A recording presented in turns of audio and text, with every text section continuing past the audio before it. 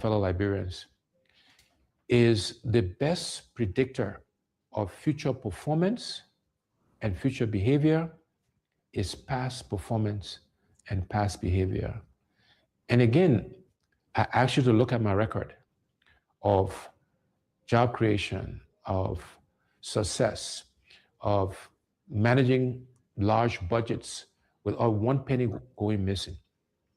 All of these things you can look at and compare to the other candidates. And again, you will see that my past performance and past behavior is a good predictor, a good indicator that what I commit to, we will deliver. There are 5 priorities we have, and we call that the See, I think what's. we're good here. We can always play And then that there way. are 5 Yeah. things we call the Okay, how good. we'll do it. And those priorities are as follows. They're available. The video is under the post. If you want to listen to it completely, I will put it under this post and you can go ahead and listen to it completely. So Peter, let's go ahead. Here we go. Again, yeah, thanks for another conversation about our country and the direction we ought to be going in and our people. Um, I was looking forward to this yesterday. I know we couldn't do it because of how the time played out after Mhm. Mr. Cummings spoke yesterday. And unfortunately, I don't know how many people had a chance, an opportunity to go and listen to his speech, but it was a powerful speech, and it reiterated everything that he stands for and everything that he is and he offers to our country. Um, and there are a few points in that speech that I'm looking at that I want us to examine today, and the consistency of what he's saying. It is great that you stopped on that statement of past behavior and performances predict future behavior and performances. It's true. That's why in the United States of America, what they do is they have this thing called background check, and they have credit scores. These are things that tells you how someone's going to adequately predict how someone's going to behave or act when given certain opportunities, or how much money you can borrow, you can lend to those people. So this is what I was most excited about. The way he was laying out the plan. I have since read the speech. I don't know how many people have. I know he wasn't able to finish saying what he wanted to say, but that speech is very, very important. Here's what I want us to focus on today. We need new leaders, new way of thinking, new mentality. And when he said new leaders, new thinking, um, you and I have spoken about this before. There are a lot of Liberians who do not, he talked about prioritizing the country over self. There are a lot of Liberians who do not live for the future kids, right? Make sacrifices for the next generation. Um, and this really doesn't have much to do with Liberians per se. Here's what I mean. I'm a public servant, and I have been since graduated from college many, many years ago, and I decided to work with the general public. Um, what you find out is people who, if you look at the psychological trends of how people think, people who really didn't live when they were younger. So, for example, look at a mother who was a mother as a teenager, right? Got pregnant very, very young. What you'll find is when they get older, they're like, I have focused on my kids raising them. Now it's me first. Right. It seems like a lot of Liberians have this teenage suffering mentality. And I don't know if all the onus is on them. So let me explain what I mean by that.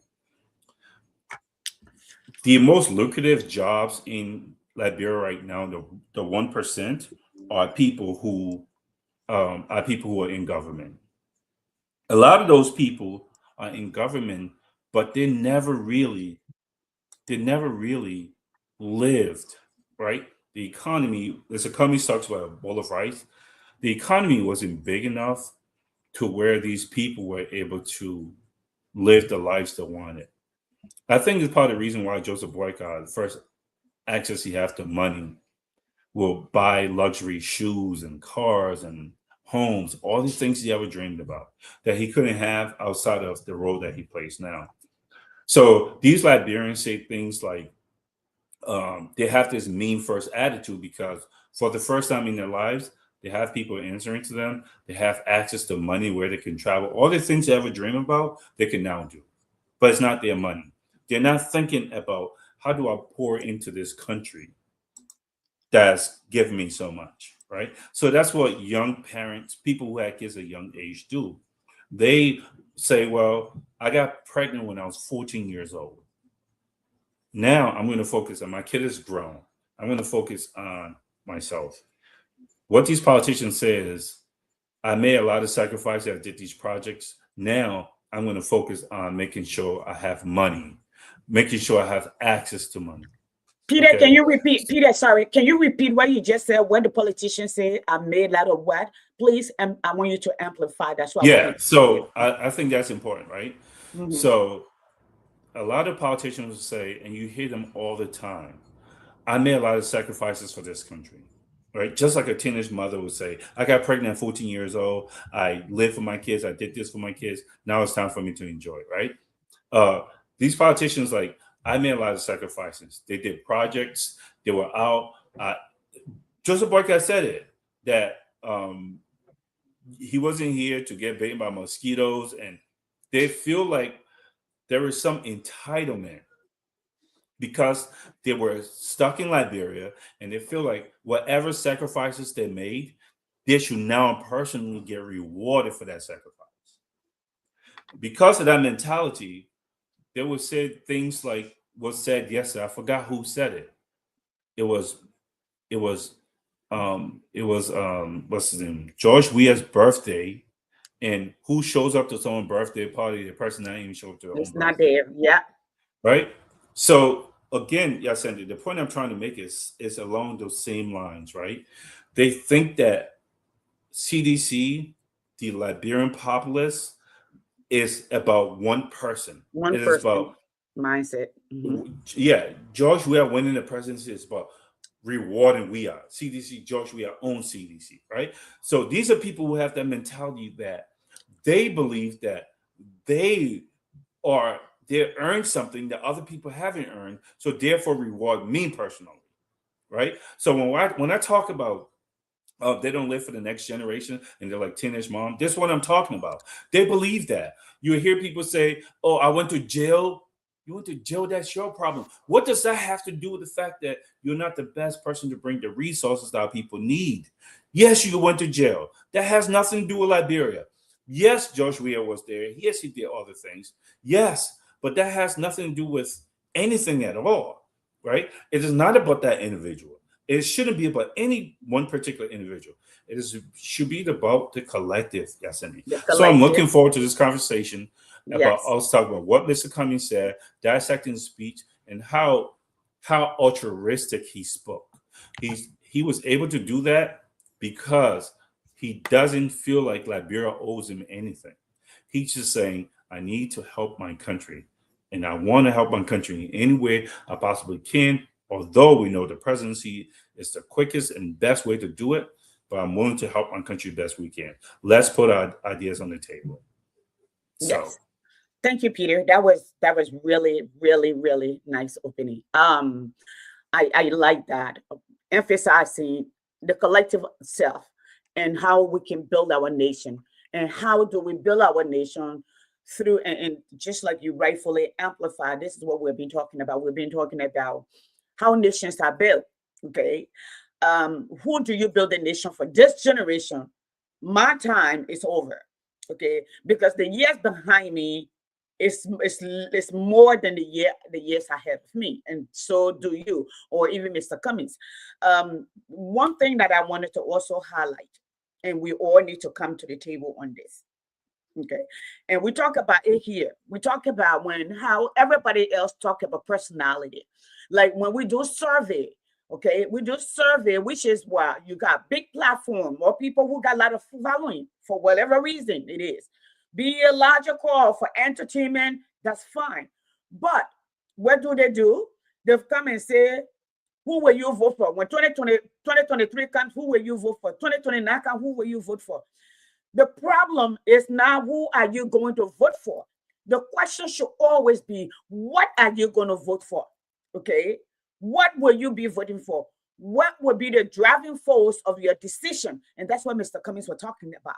Okay, and he said this: I do not care what role I play, so long my role goes to change future generation, bring the needed change. That is the role I will play, as Peter just re-emphasized. But let's start with the speech so people can have a visual of it, and in that way we all can go through it and analyze it together. Peter, what do you think?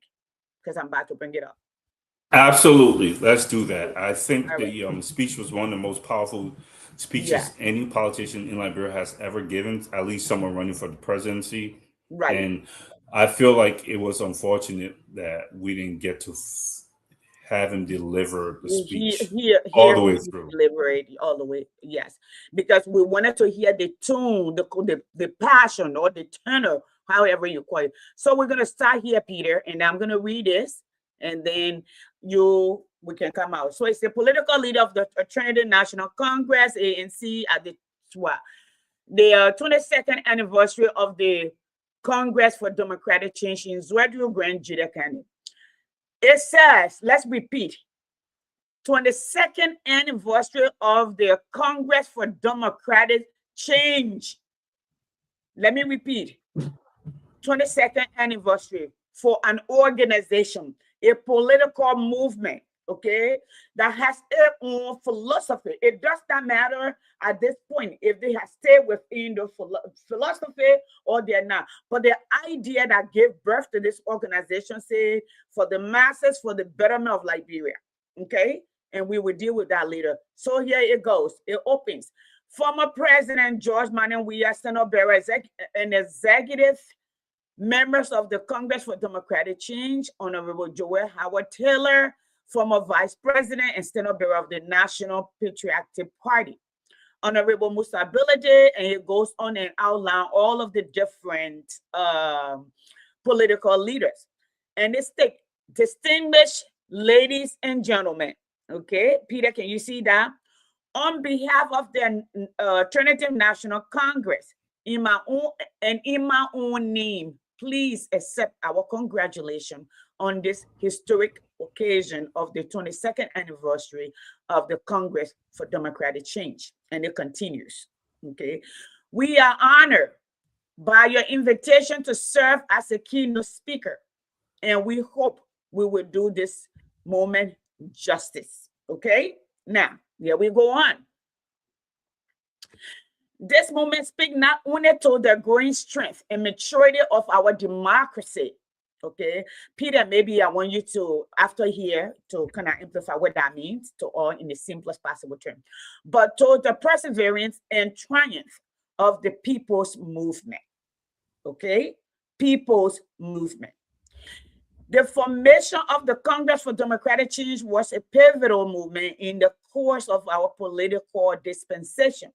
This party of the masses, led by the former President George Weah, gave voice to the voiceless, hope to the hopeless, and courage to the downtrodden. Okay? And it continues. I'm going to start on this next one right here before we go to the next one. This party give sons and daughters of low income and neglected communities an opportunity to serve, okay, out of West Point and New Kutan, Claratown, Logantown, and across the nation came ministers, commissioners, directors, representatives, senators, and president. This is symbolic of the power and resilience of people overlooked, underestimated, and treated like outsiders in their own home. Peter, I'm going to stop here. Let's unpack this first paragraph. Let's just unpack it. Yeah. So that introduction is, for me, is very, very moving and telling. Right. He starts off talking about the political party, the institution that he was there to pay reverence to, which is CDC. Hmm. And this is a party of the masses, right? And he goes on to say the party that gives sons and daughters of low income and in neglected communities the opportunity to serve. That is very powerful. There are a lot of people who do not understand what CDC is. They think this is just a political party, uh, just like any other political party. No, this party, after the breakup of the True Whig Party, was the first best thing to represent a true democracy where all people felt like they too can have a say in the government that governs them. Um, George Weah just happened to be a part of this party and agrees with it, but just like my father, just like my family members that believe that, yeah, everyone should be given that opportunity. And they joined this political party. This is not some elitist, exclusive party that says we only serve to those who are poor. No, this is a party that's supposed to be the most democratic, that gives chance to the sons and daughters of low income, the neglected. This is so prevalent in the Liberian community. They are so quick to be cliquish, whereas they isolate people, they create Yeah. circles. We see that in the organizations that we work in now. They, if I don't get my way because I have influence in other people, I'm going to influence them. I'm going to poison them to destroy this organization. CDC was supposed to be the opposite of that. CDC was supposed to be just like the Soviet Communist Party, USSR, after the Russia broke down. This was our version. Okay, this is the same type of party that happened in Cuba. Every revolution, CDC was supposed to be a political revolution for people who don't have a chance. And remember what he says, right? This party, because of this party existed, right? Ministers came from that group of people, commissioners, okay, directors, representatives, senators. This man talking. He's saying this is a party for all. He is literally telling the people who are going to say anything to him to shut up, and they're not even saying that. This is not, CDC is not something that excludes anyone. It's an inclusive party that has representatives, senators, and even our president come from this party. This is for everybody, from the people who come from the bottom, is what he's saying. Okay. And this party, the resilience of this party is what he's speaking to. This party has endured because it's been accepting to every single body. Just as the American Constitution persists to this day, because it is by we the people. Because yes, it's a malleable document, just like CDC, just like any other political party, that changes its form to see how more people can we accept and embrace over time. It's an evolution, but this party is for everyone who believes that everyone should have a chance based on meritocracy, not based on how you started off life. So that's the first part. Great, Peter. Great analysis. I'm loving it. So, folks, what we want you to think is remove George Weah completely and envision why was this party funded? Why are we here? And I'm gonna come back a little bit, Peter. Like today, I mean, America is supposed to be the light on the hill for everybody else. Now we find out there's a leader in power, that the America that once was warm to everyone, that said, give me your tire, give me your pole, give me your down trading, and I will take them. Now they're telling you, no, it's only certain race qualified. That's why it's taking this leader. But those who understand the foundation or the foundational idea of the America that exists tell you this is not the idea that founded this nation. This nation is an experiment. It's an idea. It's not even a nation. And that's what this man is speaking to in the sense of CDC. Okay, people that were never counted, people that should not have been. This party had given them a voice. That was a big acknowledgement, if you ask me. Now, let's go to the next page where it says, I know that all too well, as I have also overlooked under I have also been overlooked, underestimated, and treated like an outsider too. This is Mr. Cummings speaking. Okay, this is Mr. Cummings speaking.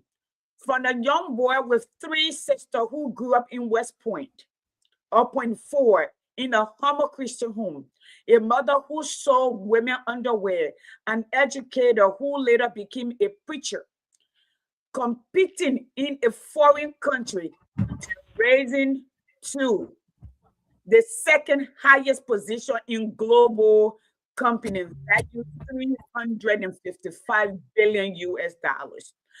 Peter, what I love about it is the choice of words, right? They're simple. My mom can understand it. My auntie can understand it. My siblings that didn't get an opportunity to go to school can understand it. But let's continue. I was overlooked and underestimated when I returned home 10 years ago. To serve my country, I was embraced by my people, but was called an outsider, a stranger by a political elite. Hey, Peter will lead it by right here, shut it so we can go too long. What do you gather? What you're thinking, and I can go down. We heard the story. We know that those who can say, who build the wall and say, stay outside. We don't want you here. What she taught. Yeah, so again, he's going back to speaking to the people. He's saying that this party, remember where he started? He's saying this party is for everybody. It's supposed to be for everyone. Listen to me. Every party is supposed to be a CDCM. And when I try to tell, there are a lot of people who didn't understand. My father was a very educated man. My father and my family, they're CDCs. I've said this from the jump. Anyone who knows me know I have never shied away from that. The reason for that, because I've had, when I got reintroduced to Liberian politics, I have had a conversation with my dad. I've had a conversation with my family members about why this party. The people don't understand the emotional connection that people have with CDC, and they think it's just what we are. No, we are embodies that emotional connection in that he represents that kid that came out the concrete. He's the rose that rose that grew out of the concrete. Okay, that nuclear concrete that became the best in the world. We are represents what could be possible. Forget soccer, forget football. What could be possible with scientists and the best lawyers and architects if you just prepare kids and give them an opportunity? Those who do not get that have no idea why people are so connected to CDC. I get that. I'm a kid from nothing. And those who come from nothing, that rise from nothing, that took out the dirt, gets CDC, gets their passion. What Cummings is here saying is that this downtrodden people, they have been overlooked by so-called political elites, right? They have been underestimated by so-called political elite. He goes, I understand that. Okay, I come from a humble beginning. Okay, 3 sisters. I'm the only boy in the house. No knock on girls, but God, I can only imagine being in the house with 3 women, just growing up, and just we love you guys to death, but just sometimes women can be more passionate than rational. Most men, you can talk to them. You can literally, okay, I get that. But women, if they feel strongly about something, feel strongly about something. I understand what he's saying when he say he grew up with 3 sisters. And because I teach teenage girls, I pity him. I understand what he's saying. So he grew up in a house where the girls are going to come first, right? Christian home. His family, he's saying my mom sold women's underwear in Liberia. I don't come from this elite background. Okay. His dad, an educator, he was a teacher, a common teacher, the Liberian people would say, and he became a preacher. Okay. So he said, I come from there, from point 4. And I was able to come to the greatest country in the world and probably one of the greatest companies I've ever created and rose up to being number 2. If people don't understand how insanely impossible that is, that's why they don't get what he's saying. That's why they don't get CDC. What he just said, for those of us who grew up here, who have tried to move up these people ladder, a man with with a Liberian accent, a man with no connections, you've got to be damn near perfect. You have to be damn near a genius for you to accomplish that. It's impossible. It's impossible. He is shooting the basketball at 88%. He's not missing any shots. Okay. In football, he got the ball and he's scoring every time his team gets the ball. They score. That's what comes is literally did, and that's what he's talking about. He said, I rose up to be number 2 in the world, in one of the best companies that have ever been created. Well, hats off to you, Mr. Cummings. We know that is impossible. Okay, so he just talked about himself, how he comes from nothing, and he says what is possible when you give people from nothing opportunities. I'm an example of that. I am no different than George Weah. But keep going, Yasendi, because I think he continues. I think this is where he turns around. He's telling you, this is me. This is my background. But Yasendi, there's something I didn't touch on that you said, and I want to touch on.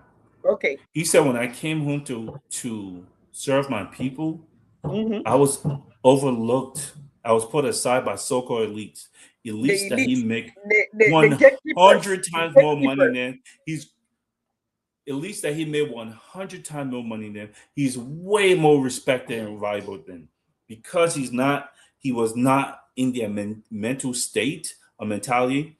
They colluded with each other, the people who've kept us poor, and they kept me out. The multimillionaire who came from nothing, rose to the top of everything. They were able to keep me out. What about someone selling underwear in point 4 right now? Or any in the market in Gibraltar, someone from Nukutan right now. Okay, from Dry Rice Market. How they're not going to look down on you? He's saying they look down on me. I come from here. I rose up. I did everything. And they looked down on me and they kept me out. What about you? So I understand what you guys are saying. Let's keep going, Yasendi. Yes. So he has told us this, open the box so you can walk through. Now he's reintroducing himself on what they say. He said, I have been labeled arrogant, proud, stuck up, disconnected, elitist by those who fear change. When in fact, I am just a simple man blessed by God, a young boy from point 4 who attended demonstration school. He went to a government school, okay? Remember that. And maybe until his father got into priesthood and stuff. A government school, okay? I became president of CWA graduating class. And I know for a fact, let me tell you something. The CWA, what do you call it? What the school? What they call it? St. Patrick's, or even schools that we went to in Liberia. For you to be the prefect or the president, you have to have excellent grade. Okay, excellent. Because my little brother was the president for St. Patrick's for Ting class, Joseph Boakason in class. So I know how brilliant or how much sacrifice you have to be. You have to be like literally the dukes. Okay, and I'm saying that at least from what I know. Okay, maybe things have changed. Okay. I was CWA graduating class, attended Quaddington, work at LBDR Bank. Like many Liberians before the global business success, similarly with your standard bearer and our former president, George Weah, a simple man blessed by God, a young talented man from Claratown who plays football so well for a local team before the global football success, who came back to serve his people. That That's what this moment is about: triumph, resilience, perseverance of people overlooked and underestimated. This moment is also a living testament to a traditional Liberian proverb. Although a tree may grow into many branches, it is never separate from its roots. So, in so many words, this man is saying to all of us, we are all connected because what feed us come from the same place. Peter? Yeah. So before he did that, here's what he said. He let the people know, I am not some American. I didn't leave here till I was in my 20s. I worked in Liberia. I went to school and I worked in Liberia. Okay. He talked about how he worked at the bank. Okay. He says, first of all, these people are trying to demonize me. This is how they kept me away from my people. They demonized me. They turned me into a demon. Okay. They label me arrogant. Liberian people don't like people who are arrogant. It's like, oh, he's stuck up. How? I've spoken to this man. Like everyone that knows him will say he's the opposite of arrogant. Yep. Opposite. Mo Ali is way more arrogant than he is. Mo Ali, Right? what the So other it's- one is? so it's- Jalina Pierre and my own little brother, Josiah Joka, is even worse. All of them. Dwalu is arrogant. Very. Arrogant? How is this man And act arrogant? like From he where knows this man has something. moved up. All the people who are talking, Prophet Key is more arrogant than this man. You haven't talked to him. He said to label me arrogant. That's one thing Liberian people are really good at: character assassination. People who have Yep. never built nothing, including their own character, they are so good at destroying things. This is part of it, right? They've labeled me arrogant. Let one person tell you a story about how he showed arrogant. They just call him arrogant, right? Ask them to tell you one story about the arrogance he showed. I bet you they won't. If a person is arrogant, there will be a million stories out there. Yasendi. They label me as arrogant, proud. Proud. This is the same thing as arrogant in Liberia. How is he proud? The man goes on regular Facebook groups and he was under fries. Proud how? He's stuck up. He's on the board of corporations and universities. He don't have to talk to any of you people if he was stuck up and proud. He's disconnected. How is he disconnected? Because you got to live in America, so you're disconnected. He knows the suffering of our people. How is he disconnected? They've called me disconnected. How? I'm home all the time. I just don't tell people I'm home. I go home and come back and mind my business. I don't take a bunch of pictures and post it or go live while I'm home. That's not being disconnected. I know the suffering of my people. Okay. He knows what the suffering of people is, and he knows what can help them not suffer. Okay. He's an elitist. Okay. And all those people who are doing that, people who fear change. So they mislabel and they put stuff on him. They throw talk to him because they're afraid when he changes things, they themselves will become regular like he is, like everybody else is. Okay. He didn't stop there. He says, everything I have is because God blessed me. It's not about me. I got blessed, is what he's saying, right? He says, I'm a young boy from Point 4. I'm just a regular person. Okay. I went to a demonstration government school. Yes, Cindy. Government school, all of us know this. I hate that. I hope this didn't go over people's head. Rich people, kids, government officials' kids, especially when Mr. Cummings is coming back, they didn't go to government schools. Nope. They went to the schools that you are naming.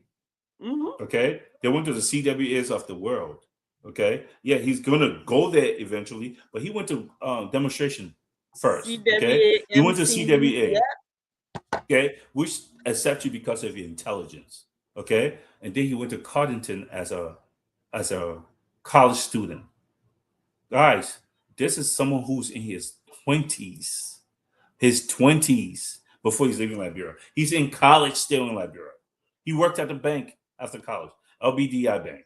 Okay, before he left Liberia to go pursue his dreams. Like I remember Cummings once said, if it's up to him, and when he gets the opportunity, a bunch of Liberians would be called disconnected because he would open the room for a whole bunch of our best and our brightest to get the hell out of Liberia for a while and come back, just like he did.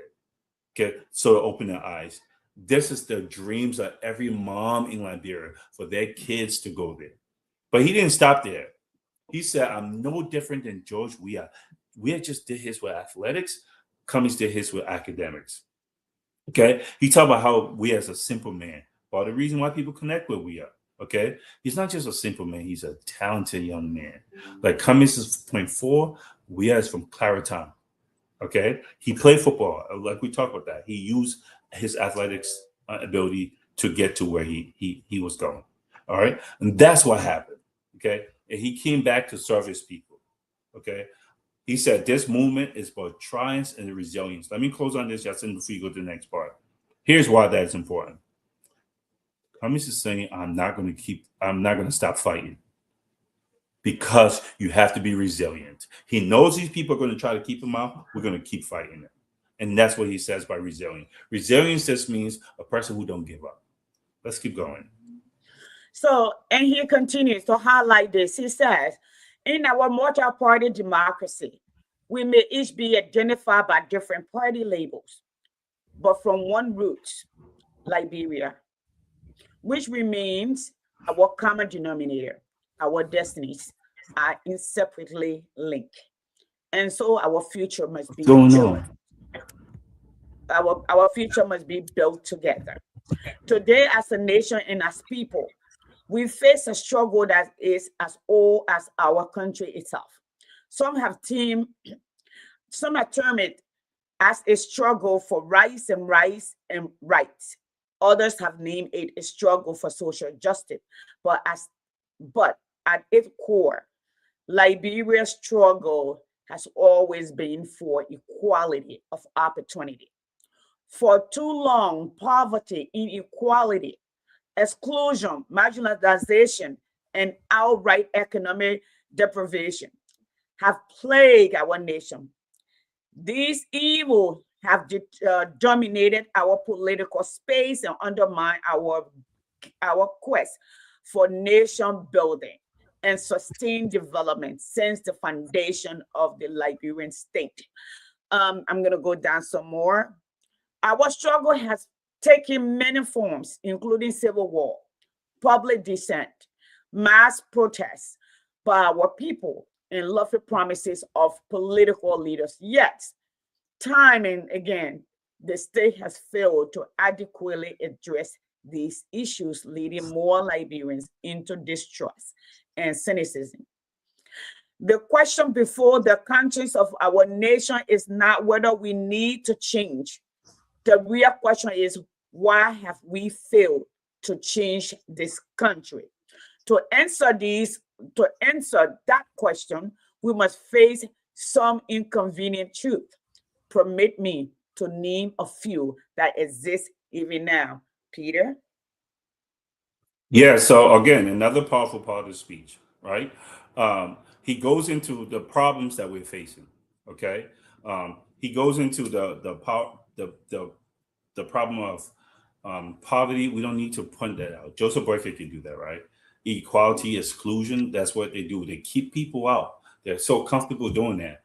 You got a master's, you're in this class. We create this class system he talks about, right? Marginalization. When you talk about marginalization, that means you only allow certain people to do certain things to a certain level, okay? He said outright economic deprivation. That means you're depriving people to, even if they had the ability, that's the greatest thing in America, right? You could always get a loan. You could always, they pay for you to go to college. You could pay it back, but you get a loan. People are deprived of just pursuing happiness, right? And chasing their dreams and goals. He said this has been the reality in Liberia. Okay. Now, he goes that on the conscience of the nation, we should think about this. The question is why? He said all the things that we know that Boycott pointed out. He gets in the streets selling, no jobs. He said, why. Let's talk about why. We need to look at the reason. And he said the answer to that why is going to be not good looking. It's going to be bad. Is we need to take this a hard look as to why we're not making it, right? And then he's going to go into details of the things, the reasons he says is why. We can go over just the overall thing. Like he talked about the why. He talked about how one of the few. He said, "Governor of the few" was the first thing. Right, the elites, the ascendees of the world who went to school, got degrees. It doesn't matter if you're good at your job or not, because someone or somehow you got some scholarship and you're able to leave Liberia and go to either America or Turkey or go to England for some education. You come back home, you're part of a privileged class. You are the only bucket to get to pick from. That's the first thing, right? Only a few people, or your money, your partner is connected to someone who was president before, a minister before. So they get that diplomatic passport, they get money, they get access to scholarships. The scholarships are supposed to And go while to they're all here, our we're paying for their living and everything. Yes. Yeah. And the scholarships are supposed to go to the most talented Liberian, but you were taking advantage because you have some connection and privilege, so you get to go to school and the cycle continues. This is not unique to Liberia, by the way. There were people in South America called the Peninsulares. These are people who were born in Europe, and then there are Creoles, okay, there are Mesitos. Based on the level of privilege you had to go to Europe is where you moved up in society. And we know that every society that does that is a society that remains stagnant for a long, long time. So, like I said, this is not unique to Liberia. But he talks about we have a government of the few. I just want us to quickly go down this. He also talked about weak institutions and the dysfunction of the government. When you say weak institutions, like our police force doesn't work. We don't have good medical care in the country, right? We don't have a whole bunch of things that we need for the country to move, right? Not enough security, enforcing laws. We supposed to have representatives that we're supposed to have access to. Logan, stop. We supposed to have security that we supposed to have access to. We supposed to have lawmakers we're supposed to have access to. We don't have access to them. Even imagine Darius DeLon's now acting like he's an elitist in Liberia. He's an elitist. Darius DeLon's in America. And Peter, he's calling a few persons to sit at a table in the Senate to modify our laws that require referendum, a vote from the people. Yeah, and he's doing destroying the institution that already is non-existent. But sorry, Peter, go ahead and go. Yeah, he wants to continue to protect his now privileged position. Darius DeLon, if you live in a competitive society, what do you think you will be doing for a living? Over who? Who exactly will you beat out? He would not even be a nurse's aide. He would be mopping the floor and don't disinfect for those who. Darius DeLon, you'll be a security guard. You'll be a skinny security guard opening gates. You'll be a watchman. And now you're trying to keep out, like Cummings talked about, right? Exclude people. You're trying to keep people out. You throw talks as if, and when someone comes to you, you're cheeky, you're dismissive. You come up with these completely idiotic idioms and parables that you talked about that makes no sense at all, right? When you apply any logic to them. And now you are the type of person who wants to tell diaspora Liberians you can't vote, you're not really a citizen, you can only hold jobs, because you know when it comes to true competition, you will lose. And so you weaken our institution, right? We have to sustain, the last thing you talk about, we have to sustain poverty. The reason why that's important, we talk about sustained poverty, Yasendi, that is a national security issue. I don't want this stuff to go over people's head. When people are poor, just like anyone else, they are desperate. You, Yasendi, can be desperate. I, Peter Quaver, can be desperate. If you don't have democracy when you have desperation, because people are making decisions because of their object poverty based for their survival, not because it's best for the society. Right. So the sustained poverty and inequality he talks about, people going to want to assuage the feeling they're going through. That means they want to just ease the pressure on them, okay? The burden, the everything they're going through, the hardship on themselves. So they'll make decisions that's not quite best for them, but at least they're not suffering as much. So sustained poverty does not lend itself to democracy. Okay, so anyway, I went through those 3 things quickly, so because I know we are we're moving losing time. I'm about to go to a barbecue. Okay, so you just talk about those things. Okay, you want to talk about the flaw in the government? I can speak to that. Yeah. So he's talked about comes up about how the rural poverty. He goes into details. He says poverty in the rural areas at 81%. That is so shame. Oh, that's breathtakingly bad. 81%. Okay. Over half of Liberians live below the poverty, the national poverty line. Imagine national poverty line in Liberia. How poor. That is below $2 a day. This is not what it's supposed to be. Forget all the fancy words of food insecurity. No, people are hungry. Their children are hungry. And less than half of us can read. And forget reading. How about reading and comprehension and read it on a high levels? People are not doing that. So the things that we need, which is like great education to have a democracy and lack of desperation, all of those things exist. This is why it's so easy just to lie on someone and label them arrogant, gay, whatever you want to say. And you could just label them and people believe it. And now they're removing and disqualifying people who should be helping us instead of the people should lead us. These so-called the Dar es Salaams of the world will just look to eliminate those people, is what this man is saying. And the conditions are ripe for them to do it. And we all can see it. This is what he's talking about. Okay, so you talk about the government, instead of the government being for the people, by the people, for everyone, the government now is the government of the few with exclusion. Peter just spoke to that.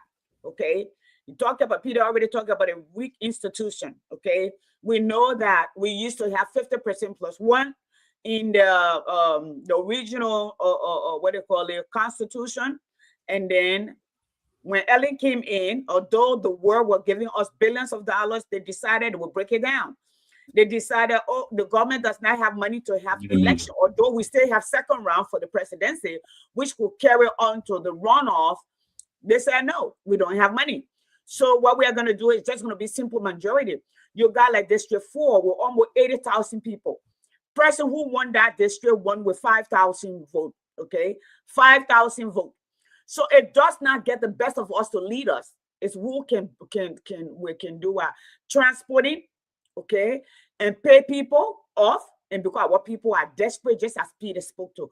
But Peter, I wanted to look at last but not the least, sustained poverty and inequality. I want to see his closing here. Okay, so let's just Peter, you had an opportunity to read most of this. Let's look at his recommendation. Okay, while this movie, let's look at his recommendation in closing. I want to see, because we already have folks who are going to push this. Okay, so let's look at this. Yeah, now he's talking here. Let's go up just a little bit here on this one. Last but not the least, sustained poverty and inequality. Our gross and intentional failure to address poverty, okay, inequality, and equal access to opportunity. Peter spoke about that, how the world works. We keep talking about it. We have found this home for the last period, 6 months per se. We have found this home, how nations are built. We have told you a nation quality of life, okay? A nation quality of life and GDP. They're directly correlated, and that correlation, it depends on the country literacy, providing education. After my meeting. Peter, you good? Logan needs you. No. Okay. So I'm gonna leave this part right here. Here it is. It says, okay, here it is too. He said what? Our gross intentional failure to address poverty, inequality, and equal access to opportunity continue to erode social cohesion, weaken inclusive economic development, and threaten sustainable peace. While our national policy makers boast of GDP growth and national budget of 1.2 billion US dollars, over half of our population suffer multi-dimensional poverty with rural poverty. Oh, Peter, you went over this already. You're way ahead of me, old man. Yes. That's 64% of our population or more. So Peter, done with this part, okay? Yeah, but yes, indeed. There's Uh-huh. something on that part that I want us to talk about. Okay, go ahead. That I think you just pointed it out, but you just pointed it out, but I wanted to mention that he talked about our gross. Yes. How did he put it? Right?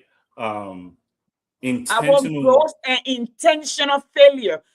Peter, Yes. before you come in, let So me I say, wanna you know how you and I've been saying, and those who are ethical, those who are reasonable in Liberia, we say the poverty in Liberia is manufactured.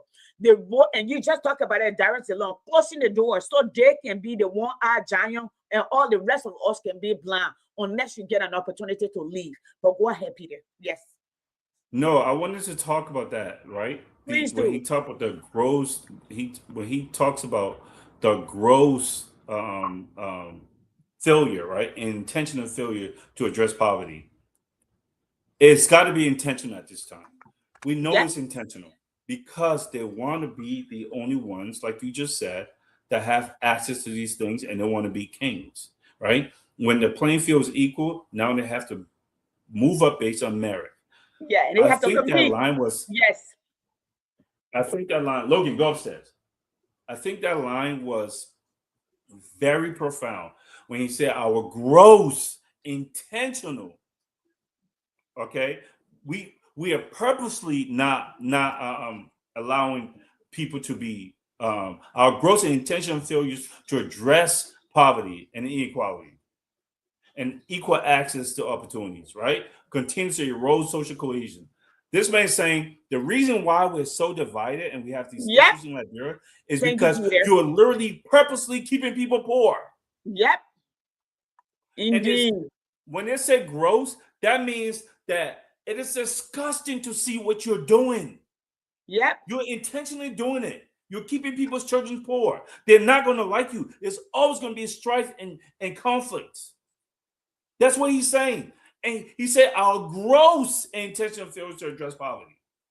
Okay? It is disgusting that we're not addressing that. And you talk about national cohesion, we should come together. We will never come together when you're treating people's children like this. And when you're treating people like this. And you're being intentional about it. So that's not a throwaway line. Okay? Forget the numbers. And here's the thing that's crazy about that. You have the audacity to talk about GDP numbers is growing. Yeah. Nobody's feeling that. You're literally disrespect. You're spitting in people's face why people are struggling and they're in abject poverty. You're saying, oh, the economy grew by 5.2%. Like, shut up. Stop talking. You're saying nonsense. You're disrespecting the lives of people. Right. People are suffering, and you talk about some stupid numbers that has been skewed. That means nothing. But yeah, they're using that to lie to borrow money. These people have borrowed almost $1 billion in less than 3 years since they came to power. Yes. It means nothing. What you're saying means absolutely nothing. But your GDP growth, you're intentionally keeping people poor. Do not pretend like you're not. There are us out here who literally can see you have no clothes on. The emperor has no clothes, and you're pretending to people that you have an invisible robe on. We're not stupid. We got real education, just like you claim to have. This is all. Smoke and mirrors, is what he's saying. So that was a very powerful part of the speech. I didn't want that part to go over our heads, Yasendi. Okay, good. So now it continues here. It says, these are not just statistics. They are the painful reality of our compatriots. And those are so true. I tell you my story here. I tell you, I've gone to bed without food. When Liberia had the same GDP as Japan in the 70s. My people were lazy. We live off the land. My grandmother and my mother would go fishing. But when we used to call it plopla during August and September, and they have to, the human energy can just go so far. So, and they have to save seeds for the next year. So that means when the reading season comes and the roads get cut off, okay, and then they don't, whatever they yield, they don't have enough because they have to sell something to educate their children. Whereas the Constitution freaking dictates that education is human right and it's a constitutional right, which is enshrined in the Constitution. And I'm talking to this, okay? Whereas Firestone were operating in Liberia, at the same time, okay, the Yekepa were functioning. People in government were taking their children to Las Palmas for summer, sending them to America, sending them to Harvard, sending them to North Carolina State, giving them scholarship. But majority of us, like those from the Sunny Wayne, those from the Nukuta, those from the what do you call it, the West Point, the East Point, we were struggling. And not that our people were lazy. We learned to survive. This is where I can relate to that. If you can relate, this is what this man is saying. Okay, he's telling you this is the painful reality.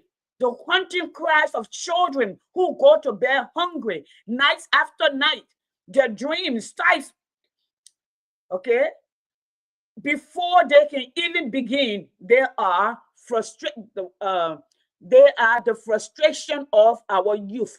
These are the frustration of our youth. Okay, we restless and delusional. Okay.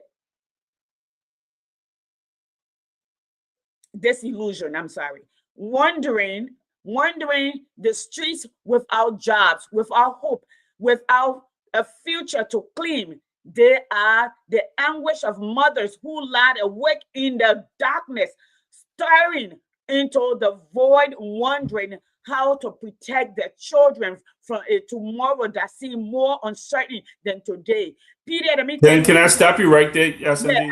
Yeah. I was just about to say that where I said Peter. Yeah, go ahead. I want to touch on a couple of things, right? My parents too went to Las Palmas, right? But they were not government people. They had nothing to do with government. They were just business people, right? And this brings full circle. When you just said Las Palmas, it hit me in the gut, right? Because this is what the government elites were doing. It's literally like you having kids at home and you see other people going and buying a new car, but your kids don't have diapers. And you want to go buy a Gucci belt. Yeah. This is what they continue $1 million car. Yeah. Yeah. You want to live like the Joneses, right? And you're not the Joneses. When he talks about our mothers are sitting there in despair, staring into the void, this is what he's talking about. Yasendi, what I wanted to point out to you is I wanted to stay on that point when Cummings spoke about. I can't hear you. You broke up.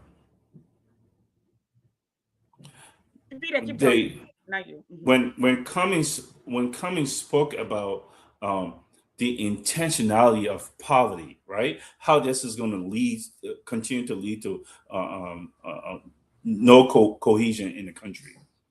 Very, very important. He says the poverty is intentional and it's gross intentionality, right? Okay, let's put that aside. There are people who will come on Facebook say, just go make market. These people, they have no idea why we fight them and we speak to them in the manner in which we speak to them. Why do we do that? Because you are victim blaming. You're literally drowning someone in the water, and you're saying, why are you flapping your arms like that? Because you're drowning me.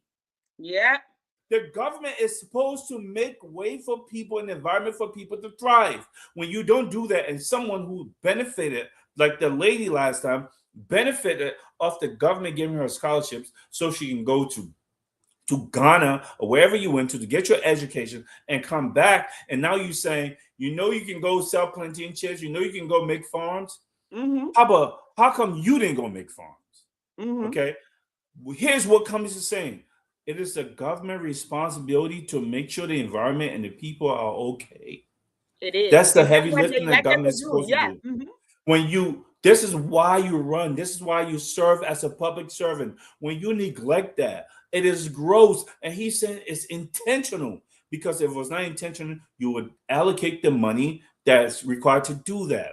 You will not be pushing people aside who have the ability to revenue generate to help the country. You will not destroy those people so you can run to the front line so that you can continue to take advantage of desperate people. The people Okay, vote Peter. for you and things, and they speak for you because they're desperate. They're trying to survive. If they had means of survival, you wouldn't be the ones that they would pick. So you're keeping them intentionally poor. And for your stewards and your stooges to come and then try to victim blame and call our people lazy, it is a grotesque immorality. I want to say this again, Yasendi. It is a grotesque immorality for you to victim blame. You're blaming the people who you kept starving for their own suffering, and you're calling them lazy. Yeah. You're saying the victims Yeah. are the problem. And Yeah. the only way you will not think that the victims are the problem is because you don't understand how government works or is supposed to work. Because had you understood that, you'll know that the government is not creating the environment for those people to thrive. Go ahead, Okay. So let's finish this. I'm going to finish this, and then we can just, analyze the whole thing. So here it is. It says, they are the despair of families who cannot afford health care and are forced to choose between food and medicine, watching helplessly as loved ones suffer because healthcare is beyond their reach. These are not number on page, okay? Numbers on page. They are the human faces of Liberia failure, still waiting to be rescued as promised by this government.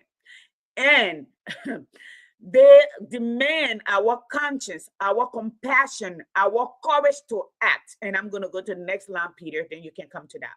My brothers and sisters, fellow Liberians, in the face of our growing national tragedies. It is a tragedy, though. Tragedies, okay? It would be like the hunger, the lack of medication or hospital supply or jobs, the rape epidemic, the looting of the state. I can go on. The mob justice, the killing, the sodomizing our little boys. I can go on. He said national tragedies with S, plural, okay? Meaning more than one, okay? What must we do? Firstly, here goes some answers. We call on the opposition community to close ranks in holding this government accountable for upholding the rule of law. Yes, Andy, before we go into that, because I really want us to emphasize that part. I don't want us to mix it with what he just said. So can you please allow me to talk a little bit about this part, right? Go ahead. And this is going to be really short. The hunting cries of children who go to bed hungry, night after night, their dreams stifled before they can even begin. They are the frustrations of our youth, restless and disillusioned, wandering the street without jobs, without hope, without the future to claim. They are the anguish of our mothers who lie awake in the darkness, staring to the void. Yasendi, him saying those words, it is so gut-wrenching. the hunting cries of your children going to bed hungry. Imagine your baby, you know they're starving, and this is the reality of our people. Their feelings is no less than your feeling. Imagine your children going to bed hungry. There's a reality in Liberia right now, right? These young people graduate high school and they got to get a motorcycle. They can get around a pen, or they got to get a keke. Some of these kids have to rent a keke. So it takes them forever to make money just to feed themselves, and they got to go back the next day. This is not their future. They want a future just like your children want a future. This is their reality, and this is all they know they can go. There's a ceiling. Imagine that level of frustration. And you wonder why they're still like we are, wanting to come back when these fake pretenders promised them things they couldn't fulfill, knowing they couldn't fulfill it. Okay, do you understand what that means to be restless and disillusioned? That means you're just confused. Like there's nothing. Is this it? You're bewildered. You're in the wilderness, right? No jobs, no hope. Okay, no future. And then he talked about the anguish of moms. The anguish of moms. Imagine watching your kids suffer and there is nothing you can do about it. Imagine a woman who gave birth, who bled for that baby. Like you watching, this is it for my kid. My kid is starving and there's nothing I can do about it. That's an anguish. That's pain beyond pain. It's anguish, right? It is heart is beyond heartbreaking, is what he says. Okay, this is the man that you try to sideline as if we don't see what you're doing. So I wanted to point that out. Okay, y'all said this is like that these mothers like this is it. I gotta go and do what? Yeah, all you have to do is go make farms or go sell in the market to just make only enough. Where you can live from Monrovia. Yes. And I know the new thing that they've come up with, and Peter, they're telling people if you go to the archive and you don't see your document your registration, it means even if your deed is old from 1955, 19 this, then it means it's not there. How do we know they didn't post your archive? That archive was ransacked during the war. So how in hell you going to tell me that when my property is not registered, although I got it in the 80s before the war, it does not exist? That's a me of trying to loot the people and disillusion the rest of the people.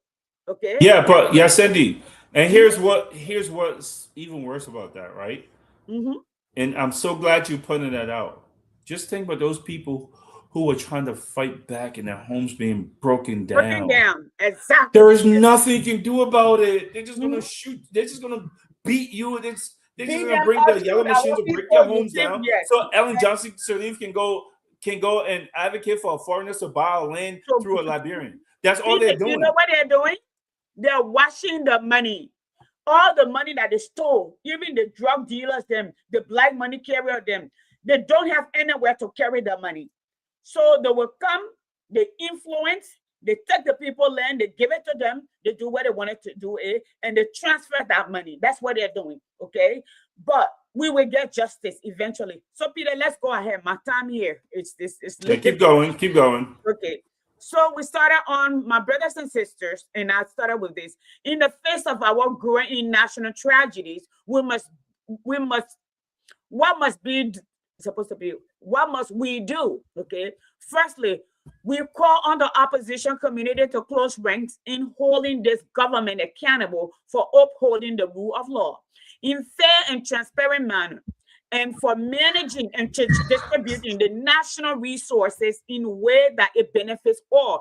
That is Article 7 of our Constitution. Go read it and what is required. The money not for the government, it belongs to the people, and the people should have maximum participation. That's what it says. Not just for the privileged few. Our strength lies in opposition's solidarity. The ANC, CDC, CMC, MPC, MPP, LPP, ALP, and all opposition parties together can create the change we seek for Liberia. To this end, okay, Sandy, we got to stop here quickly. That is the most important thing that he said so far. He said, it's not just we know what the problems are. How do you fix it? He said, first of all, if you want to fix it, you better unite. Because if it's just one of you guys, nothing's going to change. We got to unite behind an objective. Okay, what is the objective? What's the goal here? To hold the government accountable. We don't need no new laws. We have laws on the books. You got to make them follow the law. We got to make them accountable to the people. Like you said, Article 7, we have to make sure they follow what's in the Constitution.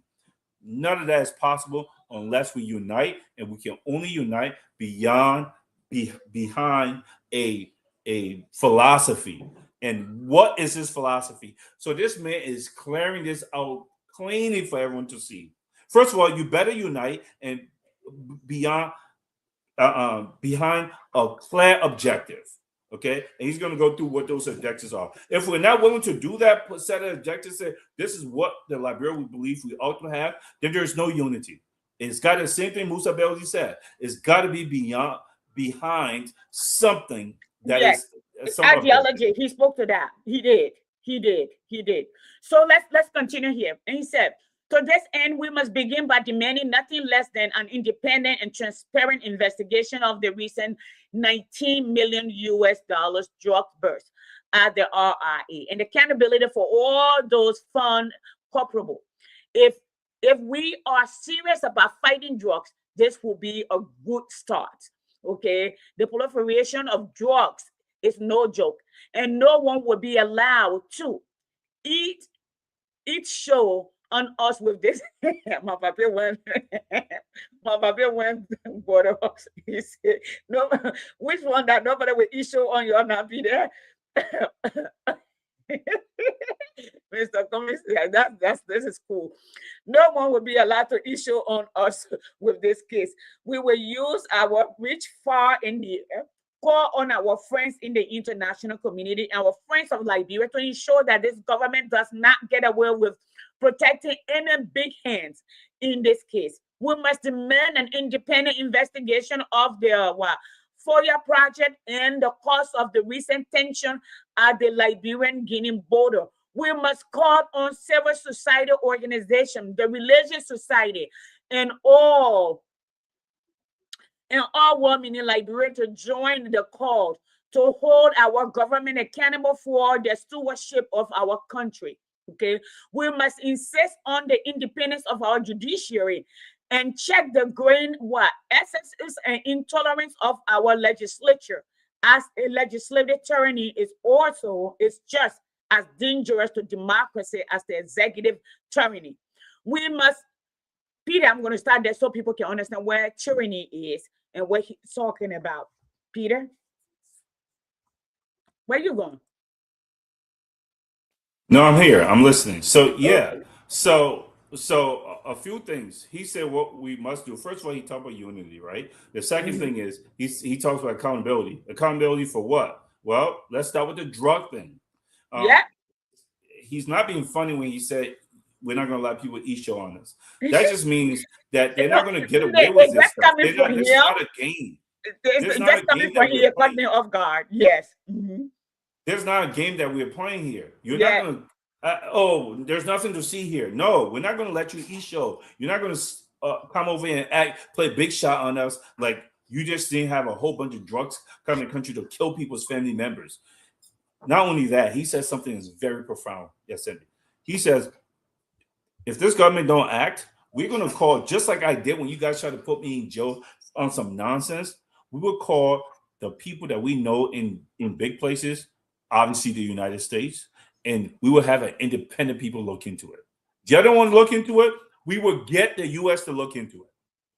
And that person is not going to get away with it. Okay? So the $19 million drugs, you better fix it because it's not a joke. Okay? And if you don't do it, that's fine. We will get outsiders to do it, and this person will be exposed. Either way, they're going to be exposed. Okay? Not only that, he says the house that you built in FOIA, Joseph Boyka, $10 million. $10 million that could be used for so many other purposes. You are 100% going to account for that. Okay? And not only that, what's going on in the border that you're not telling us about because you have no managerial skills, you have no negotiation skills, you have no ambassadorial skills, you don't have any kind of crisis resolution skills. If you can't do that, we are going to force you to look into what's going on. This is not something that's just light. Is it because of illegal mining? We need to find out. We need to hold you accountable. So the drug thing, the homes that you're building, what's going on our borders, these are all things Liberians care about, and we need to find out. Okay? We're not going to let it go. Go ahead, Yasin. So we're not going to let those things go. Okay? These are the things. You're muted, I guess. You're muted, y'all. I say thank you. I would have loved to have actually have this live with Mr. Cummings speaking it, because I wanted to feel the raw emotions that came with it and all of that. But I'm kind of glad that we have a print. Thank God that we can show this for technology and we can see all of this and here. So where was I? Where did I start? Okay, we talk about the tyranny, Peter. Talk about the tyranny. We must also demand greater investment in education and civic teaching. Our children, the value of unity and citizenship. We must reject mediocrity, okay, and demand excellence for our leaders. Clearly, we cannot keep doing the same thing and expect a different result. Repeating the past is cowardly. If fear is the new solution, if fear is new solution and new idea for a different future, the fear, opposition, unity is real. I hear some people say that Cummings only want to be president. I have said and will continue to say that. Well, before we get to that, yes, Andy. Huh? Because it's closing, right? Before we get to that, so we're done. We're almost done. Right. So let's talk about the couple other things he said before we say in closing. Right. He talked about the tyranny of the legislatures. Tyranny just means you get to do whatever. Of the executive, yes, indeed. Yeah, and executive, right? You just get to do whatever you want. Well, that's not how it's supposed to work. You can't just remove a guy because you don't like what he says. What he said. That's not there are standards that, especially when it comes to impeachment, or when it comes to what we call not betrayal, but what's the word for betrayal in the Constitution? What do you call it? Treason. Treason. Yeah, when it comes to treason, there's a very high standard, and those standards. Can you explain that again, Peter? Yes. So there's a very high standard that has to be met for treason to be, for a statement to be treasonous. Number one, the person there has to be an active war. Okay. Or you must be offering comfort to the enemy in active war. During the war, offering comfort, logistics, assistance to that person, money or shelter for someone who is actively invading the country. Okay, you must be selling national secrets to an enemy. These are the standards. It's not, oh, you say that. It's their land. Let him take it. That's not one of the standards. He can say that all he wants. He can say Liberia should be taken over by everyone. That's not treasonous. That's not treasonous. No. You must meet these standards. There has to be an active war. You have to be assisting these people logistically. Okay. You have to be assisting them financially. You have to be offering shelter. You have to help them evade capture. Okay, those are standards that must be met, or selling secret or giving secrets to an enemy. None of those things are met. So that's tyranny of the legislative branch and the executive, because they didn't like this person being so outspoken. He said, we got to rein that in. Okay, we must demand an independent judiciary. Okay, the justice system cannot put Prophet King in jail. As much as I disagree with him, can't put him in jail because they can, because he cussed the Supreme Court Chief Justice's mother. And he called them, cuss the Supreme Court Chief Justice's mother all you want. That man don't cuss everyone else's mother, including Yasendi's. Yeah. Everybody's mom. Okay. Mr. Cummings' mom, George Weah's wife, George Weah's mother, and you didn't put him in jail. You're a hypocrite. Okay. You cannot interfere with what's going on in the country, and you got to be independent. The executive cannot dictate to you, tell you to do things, and you do it. And that's what, if we don't have an independent branches of government, we don't have a government. Okay. So all these things is happening, got to be fixed. Okay, opposition unity is very, very important, but it's got to be fixed. Okay, all right. So y'all saying now it's in closing. So let's continue. You said, let me be very clear. The kind of change we seek is bigger than any one person. It is about all of us putting our personal ambition aside, our superiority complex of individual or parties aside, and recognizing that our strength lies in the unity and not in individuals. If I have to be the driver, okay, or the cowboy to get us to our destination of the better Liberia, I will. That is evident by my willingness to be here today as your keynote speaker. I don't know which one is hurting them. I truly believe Liberia deserves bold leadership, leadership that dare to dream, dare to act, and dare to deliver. Liberia deserves a leadership that treats all Liberia like one family, not one where someone are special and privileged and other are treated like strangers and outsiders.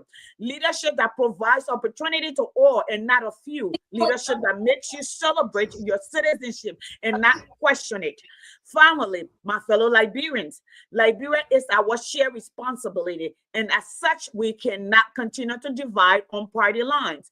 For what affects CDC partisan, affects ANC partisan, hardship knows no party line, bad roads knows no parties, no poor healthcare knows no difference between sedition and Europeans. This is why the transformation we seek is intended to benefit all Liberians.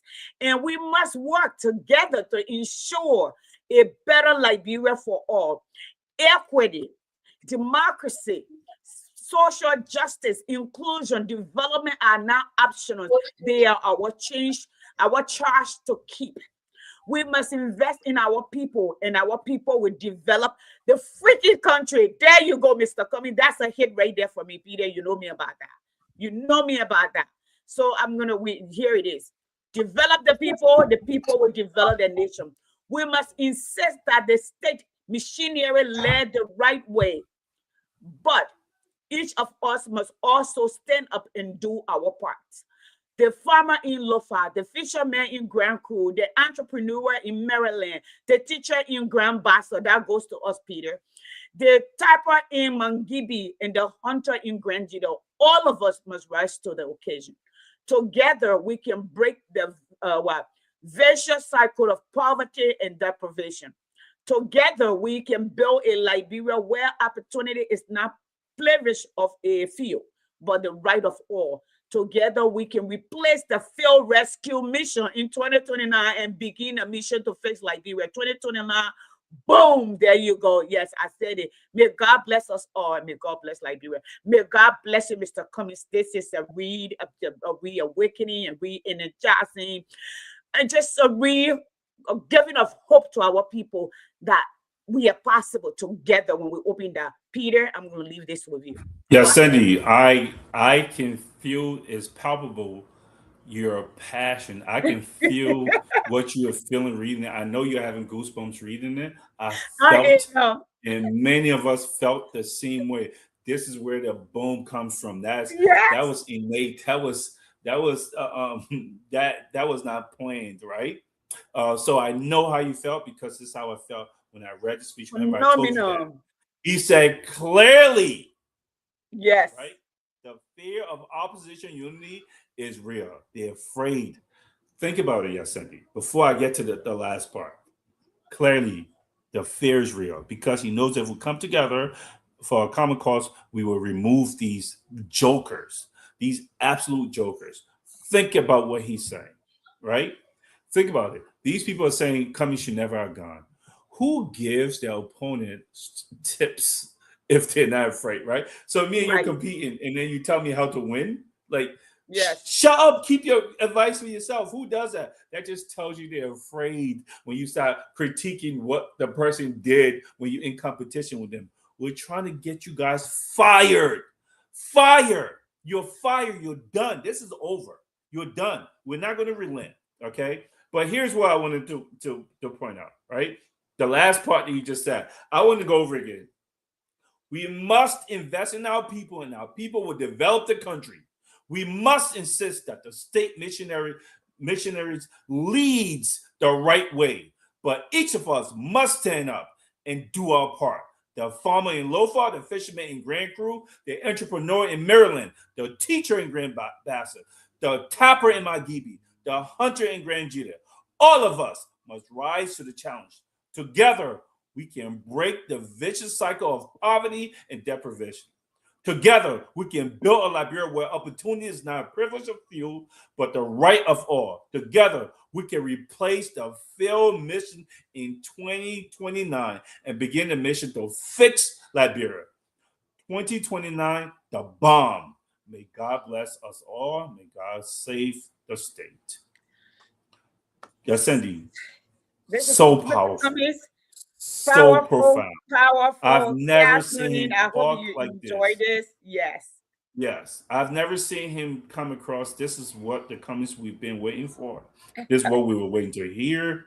This is it. This is it. I think he's coming into his zone now. I think he's understanding that Liberia, you cannot negotiate with them. Sometimes you just got to slap some people in the face with reality. But yeah, thanks for going over the speech. So it was thank you, Peter, for availing yourself again to show up so we can have this conversation. It's always good. We will maybe in the coming when in the fall when we're on the air invite other people to be a part of the conversation to build the platform more. Mr. Cummings, this was good. It was deeply thought. It was I love this particular speech understood the audience. It spoke to the audience, the people who needed to hear this. I can read it without having to interpret to my mother, to my nieces, to my uncles, to my auntie, okay? I can just read it and they will have the whole picture of that. And this was about them. This is about us. This man told us, yes, I got an opportunity to leave.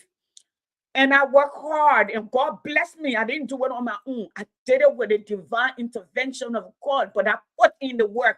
I competed in places where doors wouldn't otherwise open for me.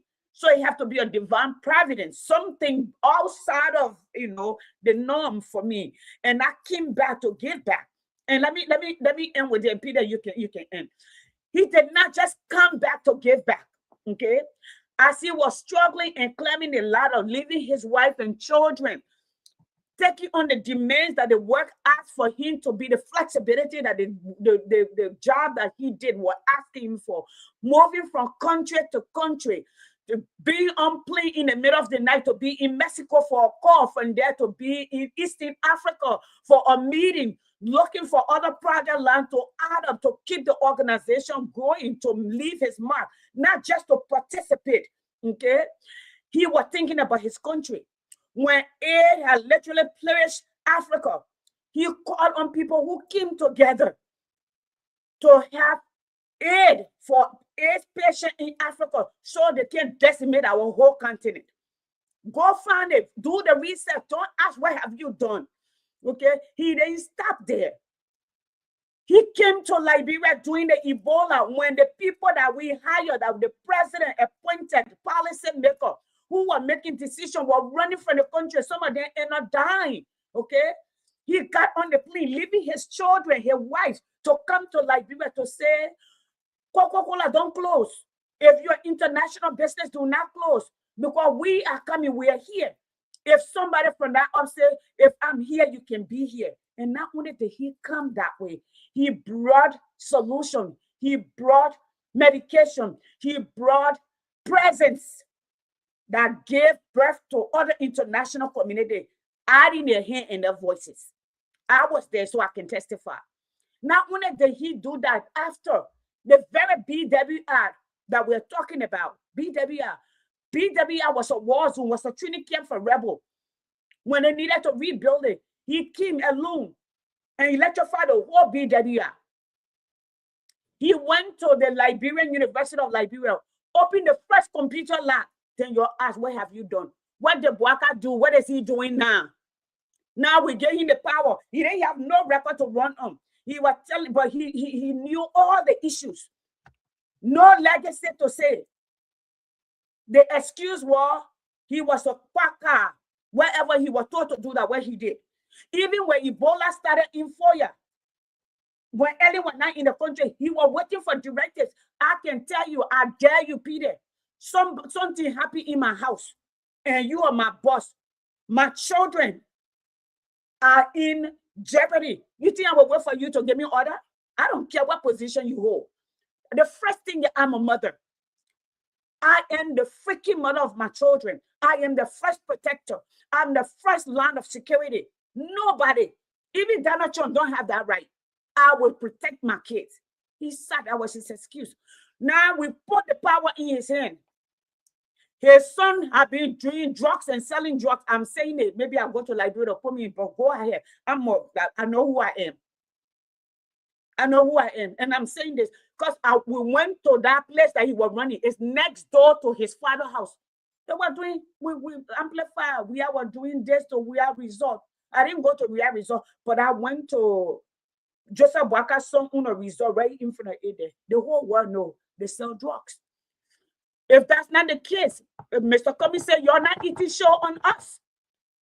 We've seen Liberian children in the street. Yesterday, you amplify that drugs were destroying Liberians. Today, you are telling us, let's wait for international community. What you got, natural disaster? What you got, earthquake that you don't have machinery to move? What do you have? So I'm going to say to your Liberian people, when I hear Liberian people say, on 2029, who you will vote for? Who you will vote for 2029 is not a policy. It's not issue confronting Liberia. What confronting Liberia is lack of education. It's corruption. The very few taking everything and dividing. I saw Josiah Joka, where all of them were working the same year, sitting in car and doing PhD. Okay, on the live, playing his music, free, enjoying your air-conditioned house, while your mind and power in the street, the money looking for where you will eat just for today. When I went to Peter when I was in Liberia and went to the what do you call it, the intellectual center. First, they came out with all of this God they wanted to go. And I said, your leader is democracy. Let me say what I want to say when it got through. I asked, I said, first thing before we continue the conversation, let me ask you, how many of you here in the next 5 days, you know what food will be in your refrigerator? What kind of meat will be in it? In 2 years, if you will be getting married, when you're on your first car, when you will have your house, what school your children, you can think, college your children will go to. Not one person raised their hand. Everybody calm down to listen to what we have to say.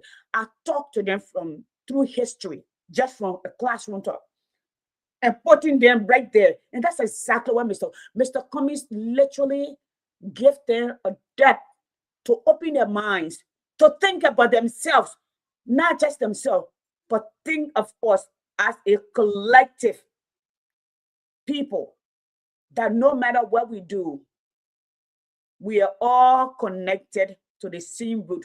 We feed from the same source. That's what it is. Peter, that's my closing. Mr. Cummings, thank you. Thank you. Thank you. And all of you who want to grant you that, thank you.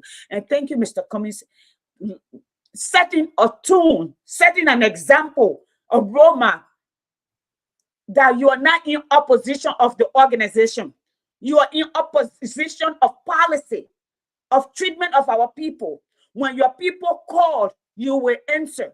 That a political party or an organization is bigger than one person. If we must grow and continue, a political party anniversary is not an individual birthday party. It is an organization with policy, an organization that has philosophy, that believes in certain things. So the idea, all of my family people, and I say over and over here, Mama, everybody that's in this year. I'm the only one who that's in this year. Okay? And my late brother, that's it. That's us. My people who didn't go to school, they can relate to the people in CDC. The one who went to school, who have not been given opportunity, they can relate to CDC. The thing is their party. They will take the clothes off their back for it. So, Mr. Cummings, thank you for accepting the invitation to be a father, not to blue, not to red, not to yellow, not to green, but to be a father to red, white, and blue, the Liberia that we all seek. Thank you. Peter, I'm done. Yeah, so great closing, but we are all CDCians. I've said this before, I'm continuing to say it. We and Yasendi, you are a CDCian. You're probably more of a CDCian than a lot of CDCians believe. Could be, Um, yes, yes. this is why Mr. Cummings he delineated the the list of things that CDC was supposed to be about. CDC is a party that was for the downtrodden. CDC is a party that was created for people who are marginalized. CDC for the party of people who have been pushed away. Anyone that believes in equality and true democracy and giving people a chance is a CDCian. As a matter of fact, everyone knows this. And I have no idea why people who are identify themselves as ANC run from this idea. Like I said, like you just said, my entire family are all CDCians. In Field, my father's house is right there in Garnesville, the house that I grew up in. They had rallies in our yard. I have pictures. I have pictures. Okay. Before my father passed, CDC rallies there, right? And it's not about that. And my father was not an uneducated person. And the reason I'm saying this is we're all CDCians is because if you believe in the principles of everyone being allowed at the table, you're a CDCian. Just think about it. What distinguished CDC from our party, the people that we supported, was just who did you pick as a leader? Like it was just leadership philosophy, but the foundation of people, that was what we all agree on that. So yeah, we are all CDCians. And this again, like Cummings says, the presidency is the quickest and the easiest way to change the lives of the people. That's the only reason why he wants that. He goes, but it is so dire right now. I love that line that they're picking up on and know that that's a powerful line because it's what he really believes. If he has to be a cowboy or the driver, either way will make it happen. So yes, Cummings is saying you guys are already lost. Anything that I need to do to make this happen, I'm gonna do it. If I have to hold the door open for George Weah and lay down my hat and take my jacket off for him to walk over, I would do that. That's a direct shot at the so-called elitist UPist, right? And they want to take that. They want to say who's going to lead and what all this. Guess what? Real people in leadership do. This is what they know. When men or leaders sit down, it is like the state of nature, Yasendi.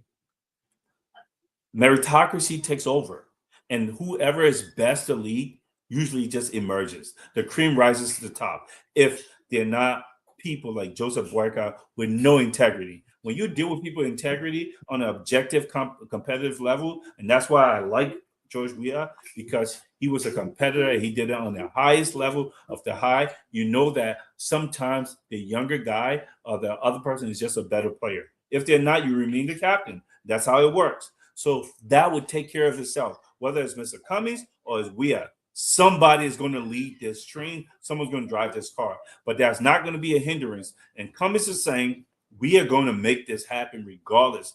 If I have to step back or do whatever it has to do, we're going to do it. But these pretentious people are not going to continue to lead. We are all for elevating Liberia. We are all one party. It's all about the red, white, and blue. And whatever we need to do, those who are hung up on party name, party identifications, those who are hung up on that, those people are divisive. Those are the type of people who have kept us behind for a long time. We're going to move past that this time around. We're going to coalesce around an ideology, and we're going to formulate a thought and a mission, and we're going to go ahead and make it happen. The only thing you guys got right now is to try to be divisive between CDC and ANC. Cummings have already set the stage. It doesn't matter. You're not gonna shame us in saying, "Oh, you're second, you're third." We don't care as long as you guys no longer win. That's it. So thank you so much again for this conversation today, Yasendi, and we will continue. Yes. Everyone, thank you so much for tuning in. We will call it a day. Appreciate you. Let's go ahead and good day, everyone. Here we go. My day is I gotta go. I'm going party. I'm going to barbecue. Yeah, there we go.